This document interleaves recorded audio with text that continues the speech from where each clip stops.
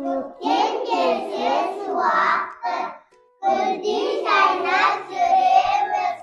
Қол ұстасып бәріміз, саяхатты сүйеміз. Қандай қызық күтіп тұр, бірге келсе бірге жүр. Таң соңғар мекені, осы сыйға толып тұр. Жарайсыңдар балалар, мен өлең шумақтарына қарасам, сендер саяхатқа шыққыларың келіп тұрған сияқты, иә? Ендеше балалар, саяхаттау үшін мен сендерге сұрақ қояйын. Қазір жылдың қай мезгілі? Көктем. Дұрыс айтасыңдар. Ал көктем мезгілінде неше ай бар? 3 ай. Ай атауларын айтайықшы. Наурыз, сәуір, мамыр. Жарайсыңдар балалар, көктем мезгілінде табиғатта көптеген ерекшеліктер болады екен, иә? Солардың бірі көктем мезгілінде жан-жануарларымыз гүлдейді екен. Балалар, осы гүлдеп жатқан уақытта фермаға барғыларың келе ма? Ал фермада нелер бар? Кім айтады? Фермада бар сиыр ғой, көңілген соны сава ғой. Ешкі бар, ешіге соны сақтақ қой. Жарайсың. Тағы кім айтады?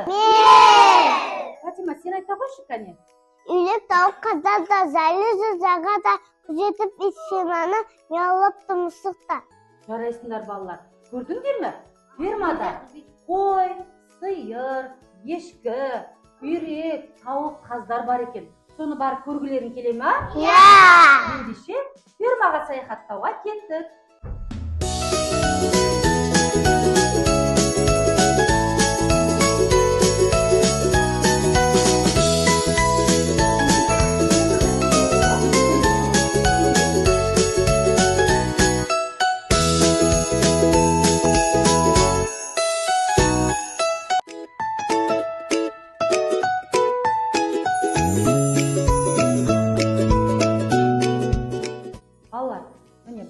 Фермаға келдік, е? Фермада жаңа біз айтқандай түйе, қой, сиыр, ешкі бар екен. Балалар, біздің үлкен үй жануарларымыз жайылымға кеткен сияқты. Ал осы үй жануарларының төлдерін кім біледі? Түйе төлін бота дейміз, кені ғана жота дейміз. Сиыр төлін бұзау дейміз, өзі сондай бұзық дейміз. Жылқы төлін құлын дейміз, шөбереген тұлын дейміз. Айуасын қозы дейміз, несінің өзі дейміз. Ескі төлін лақ дейміз, сұндындаған сынақ дейміз. Балалар, тыңдаңдаршы, бір дыбыс шығады. Бұл ненің дыбысы болды екен? Қане қарайықшы, мысық қайда жүр екен? Балалар, қараңдаршы, бұл мысықтың баласы ғой. Мысықтың баласы не деп айтамыз? Марғау. Ой, балалар, қараңдаршы, марғау ауырып қалған сияқты. Енді не істейміз? Кімді шақырамыз? Дәрігерді. Дұрыс айтасыңдар, дәрігерді шақырайық. Алло, дәрігер, тез фермаға келгенде ақмырға ауырып қалды. Келіп емдеп кетіңіздер. Сәлематсыңдар ма, балалар?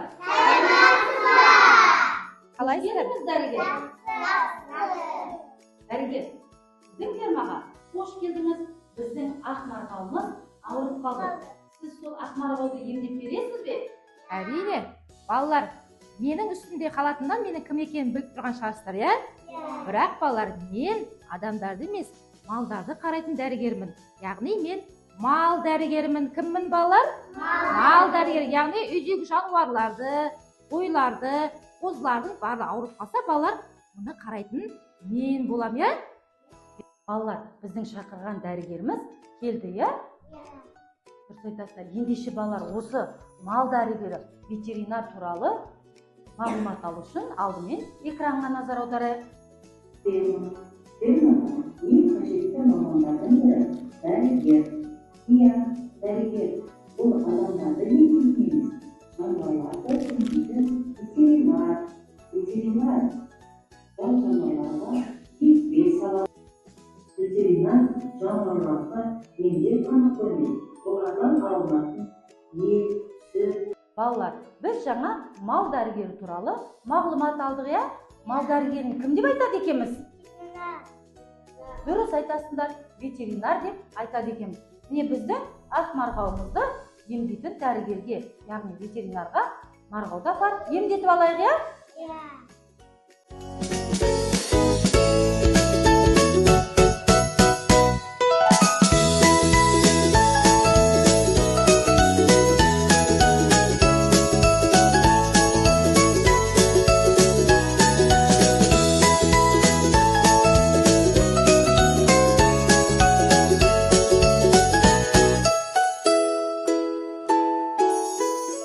Балалар, мен тек қана профилактикалық екпе жасаудан басқа да балалар осы үй жануарларының тырнақтары өсіп кеткен жоқ па, мұрттары өсіп кеткен жоқ па, шаштары әдемі болып тұр ма, таза болып тұр ма, соның барлығын балалар мен қарап оларға жауап беретін боламын, иә? Фермада басқа сендер тағы жануарлар бар ма балалар? Ендеше соларға барып, солардың біз шаштарын қарайық, иә? Тырнақтарын қарайық, жүріңдер балалар. Мынау не балалар? Лақ, иә? Лақ. Енді балалар, лақтың қарны ашып тұрған сияқты, бұған алдына шөп беріңізші балалар.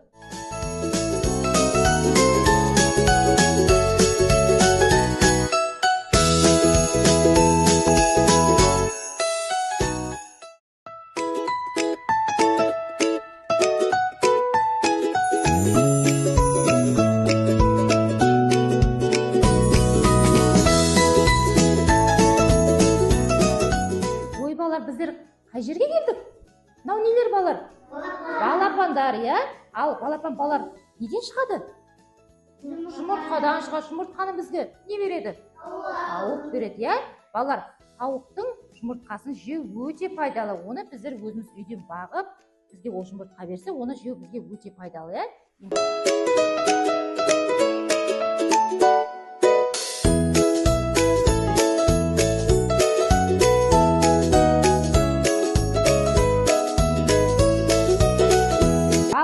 Біздер алдымен нені қоректендірдік? Қозыны, иә? Одан кейін нені қоректендірдік балалар? Балапанды. Енді балалар мына жақтан тағы бір дауыс шығатын сияқты, иә? Жүріңдер балалар, қарайық. Ой балалар, мына жерде не тұр? Күшік балалар. Күшіктің ыдысында балалар дым жоқ екен. Яғни күшік балалар не істеп тұр? Қарны ашып тұрған сияқты. Алдымен күшікті біздер қоректендіруіміз керек. Жарайсыңдар. Енді балалар, мына күшіктің үйшігін сәндеуге маған көмектесесіңдер ме? Иә. Ендеше балалар, күшік тамағын тауысқанша үйін сәндеп берейік. Балалар, мына жақта мысығымыздан мияулап жатқан сияқты. Бұның үйі де балалар әсемделмеген екен. Алдымен балалар, біздер жұмыс жасамас бұрын үстімізге арнайы киімдерімізді киюіміз керек болады. Ендеше киімімізді киеміз.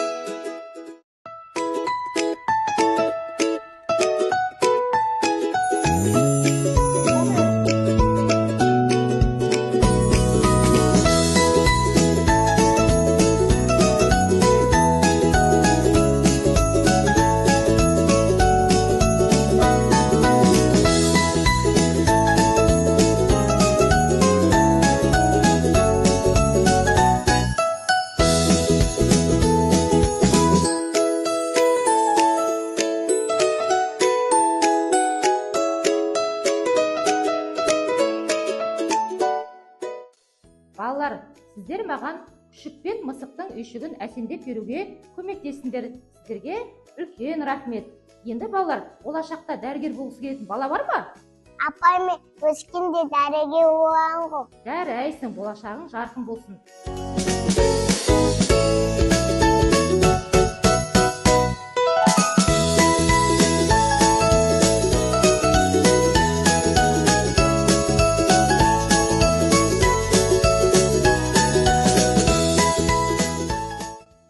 Балалар, маған шақырту келіп жатыр. Ендеше сау болыңыздар.